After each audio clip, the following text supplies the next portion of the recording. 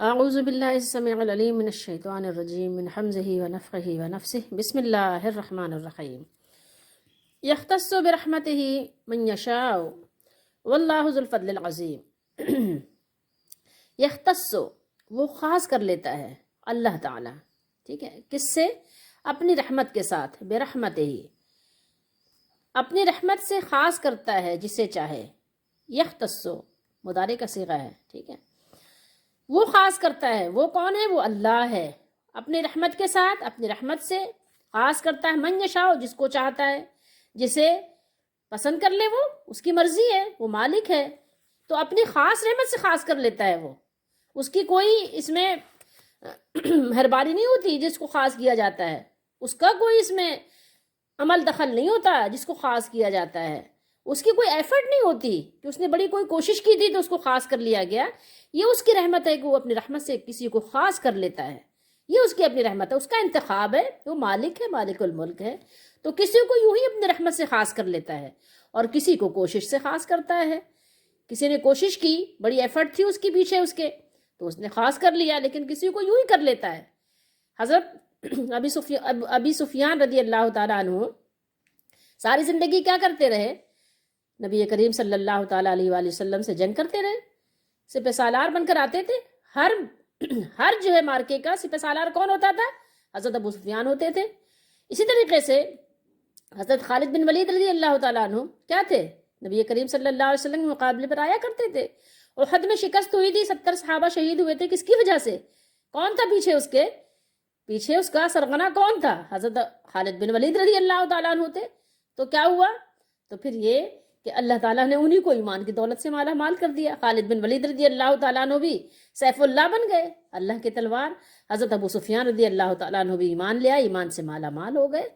تو یہ اللہ کی رحمت ہے، خاص کر لیتا ہے۔ اسی جگہ ابو جہل مارا گیا، ابو جہل کی بھی کوئی کوشش نہیں تھی، حضرت ابو سفیان نے بھی کوشش نہیں کی، لیکن اللہ نے ان کو مہلت دی، موقع دیا، ایمان کی توفیق دی، اور ابو جہل مارا گیا۔ تو یہ اللہ تعالیٰ کی اپنی رحمت ہے، اس کا عدل ہے، جو چاہے جس کے ساتھ کرے، اس سے کوئی سوال کرنے والا نہیں، کیونکہ مالک الملک ہے وہ، اور وہ جو کرتا ہے اس کا کام حکمت اور عدل سے بھرپور ہوتا ہے، ظلم سے وہ پاک ہے، وہ سبحان ہے، وہ قدوس ہے۔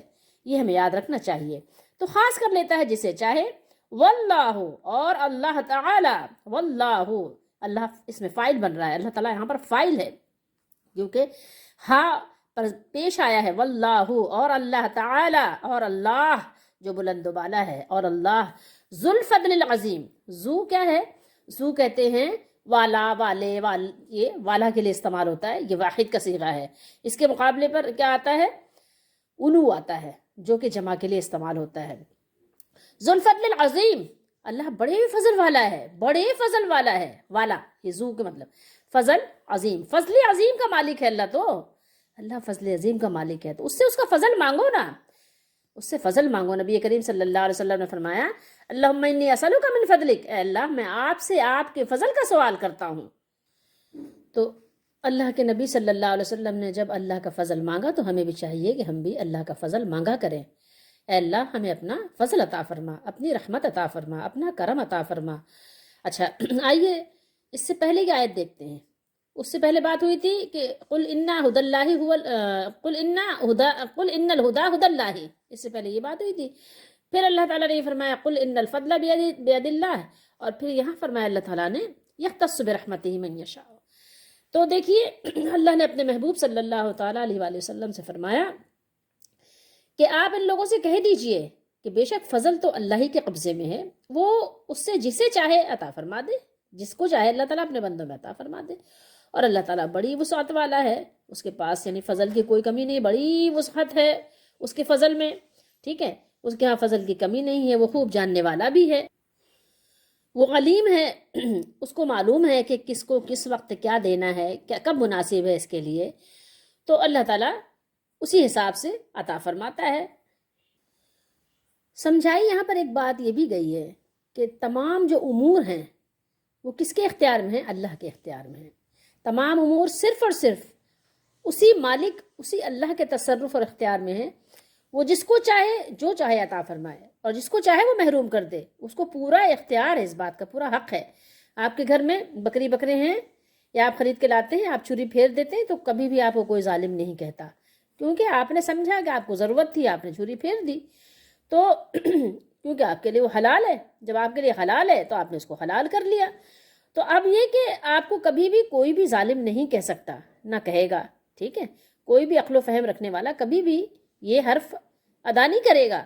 اسی طریقے سے آپ سمجھ لیجئے کہ اللہ تعالیٰ جس پر چاہے ایمان اور علم اور فہم کے دروازے کھول دے، ایمان کے ساتھ اللہ تعالیٰ احسان فرمائے، اس کو ہدایت کے ساتھ اللہ تعالیٰ اس پر اپنا کرم فرمائے، اور جسے چاہے اللہ تعالیٰ چھوڑ دے اس کو اس کے حال پر۔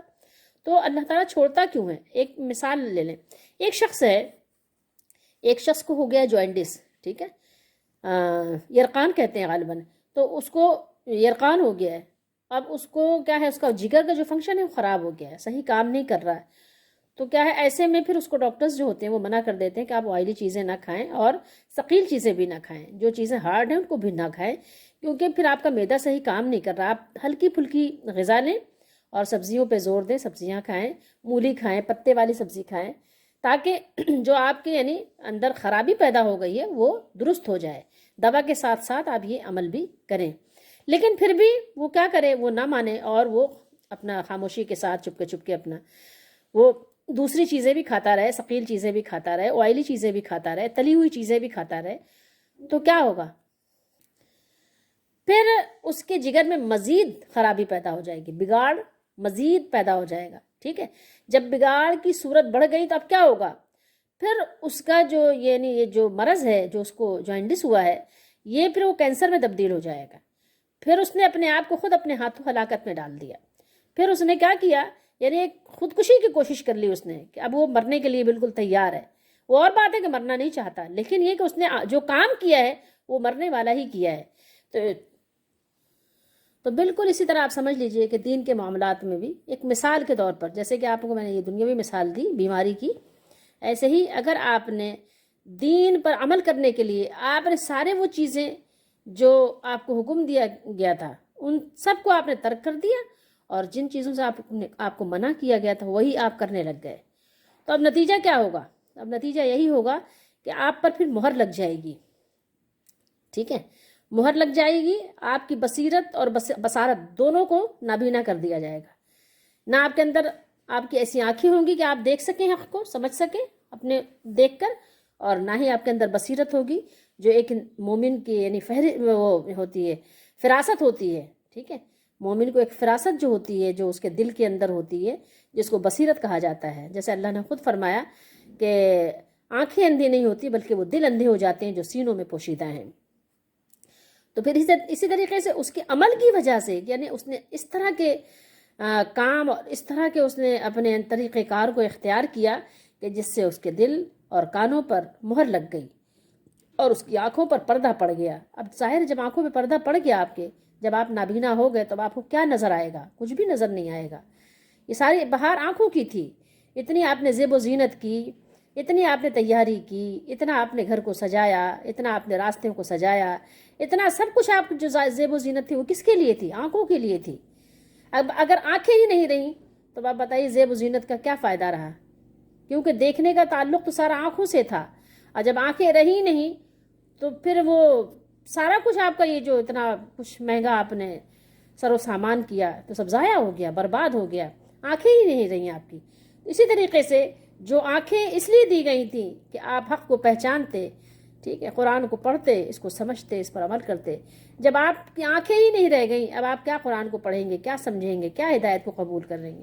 اب تو آپ کو راستہ ہی آپ نے دروازے ہی اپنے ہاتھوں سے بند کر دیے، جو دروازے حق کے آپ کے لیے کھلے ہوئے تھے آپ نے اپنے ہاتھوں سے اس کو لاک کر دیا، ایسا لاک لگایا کہ اب وہ اس کی چابی بھی گم ہو گئی، اور وہ مضبوط اتنا ہے کہ وہ توڑا بھی نہیں جا سکتا۔ تو یہ نہیں سمجھیے گا کہ اللہ تعالیٰ نے کسی پہ ظلم کیا، اللہ تعالیٰ ظلم نہیں کرتا۔ اگر آپ نے پورے سال محنت نہیں کی، پیپر دیا آپ نے، اور جو سوالات ہوئے تھے آپ سے اس کے آپ نے الٹ جوابات دیے ہیں، تو آپ کا کیا خیال ہے کہ آپ کا ممتحن آپ کو پاس کر دے گا کیا؟ چیکر آپ کو کیا کرے گا؟ پورے نمبر دے گا؟ کہاں سے دے گا؟ کیسے دے گا؟ تو وہ ظلم کیا کیا اس نے؟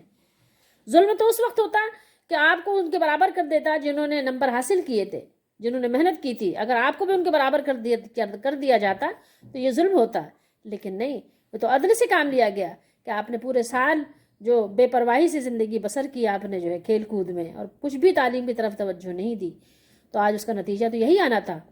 تو وہ اس بچے نے جس نے سال بھر محنت کی تھی اور اس نے تیاری کی تھی اور اس نے صحیح صحیح سارے سوالات کے جوابات دیے ہیں، تو وہ آپ کے برابر کیسے ہو سکتا ہے؟ اللہ نے فرمایا کہ دونوں برابر کیسے ہو سکتے ہیں؟ ٹھیک ہے، ایک فاسق و فاجر اور ایک جو ہے مومن، دونوں برابر نہیں ہو سکتے۔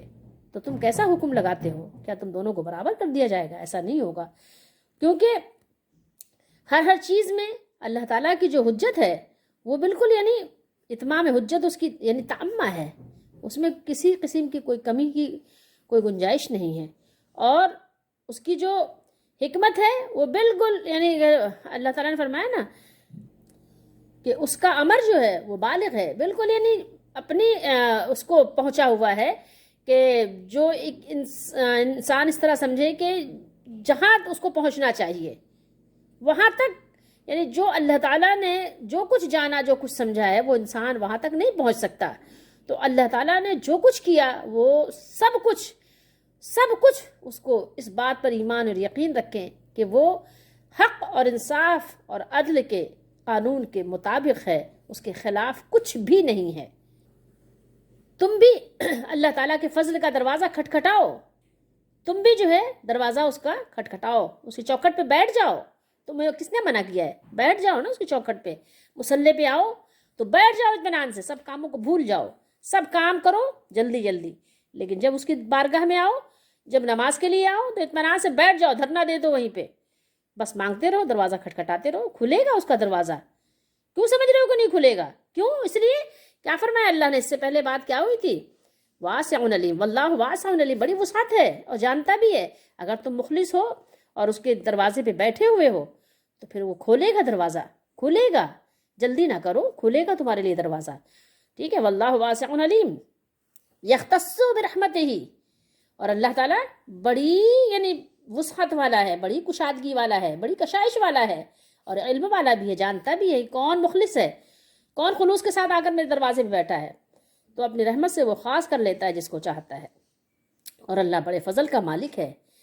اے ایمان والو، اے مومنو، اللہ تعالیٰ نے تمہیں اپنے اس خاص فضل سے سرفراز فرمایا ہے کہ ہمارے نبی صلی اللہ علیہ وسلم کو تمام انبیاء علیہ السلام پر، تمام انبیاء کرام پر اللہ تعالیٰ نے بے حد و حساب اور بہت زیادہ فضل و شرف سے اللہ تعالیٰ نے آپ صلی اللہ علیہ وسلم کو نوازا ہے، جس کی ہمیں امت بنایا ہے۔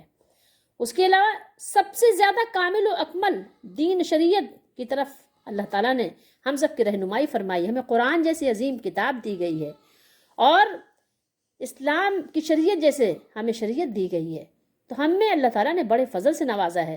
تو اے یہود و نصارہ، تم حسد مت کرو، تم ہم پر حسد نہیں کرو، بلکہ آؤ، تم بھی اسلامی بن جاؤ، تم بھی ایمان لاؤ، تم بھی محمدی بن جاؤ، تم بھی ایمان لاؤ، تم بھی اللہ کا فضل حاصل کر لو، تم بھی ایمان لاؤ، تم بھی اللہ کی رحمت میں داخل ہو جاؤ۔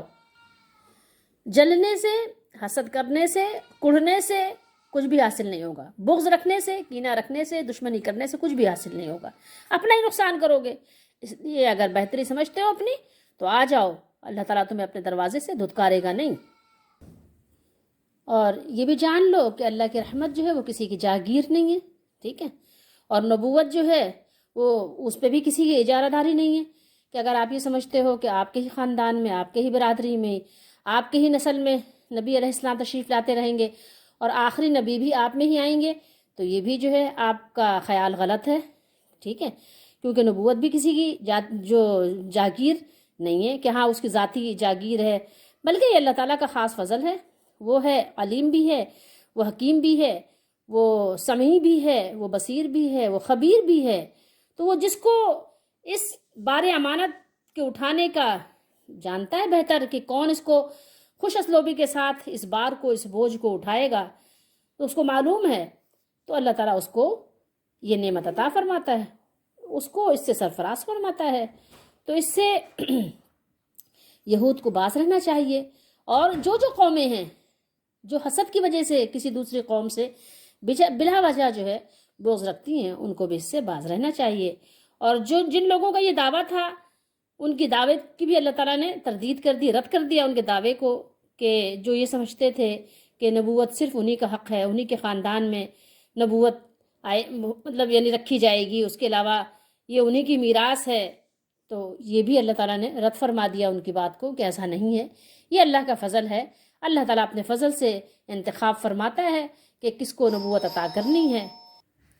اللہ کے معاملے میں اگر اس طرح کی بغاوت والا معاملہ کرو گے تو سوائے جہنم کے اور کچھ بھی نصیب نہیں ہوگا۔